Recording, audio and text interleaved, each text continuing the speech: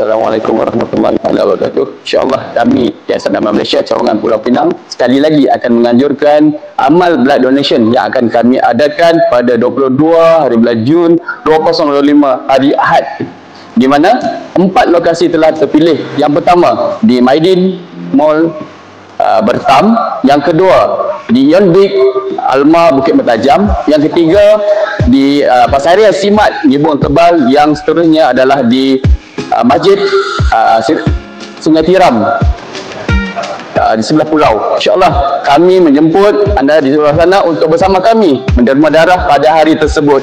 Ingat, Pulau Pinang ini memerlukan 200 hingga 250 beg darah sehari. Jadi marilah sama-sama kita menyumbang ke arah itu. Tuan-tuan, ingat, 1 beg dapat menyelamatkan insyaAllah 3 nyawa. Beringatlah sebelum terjadi.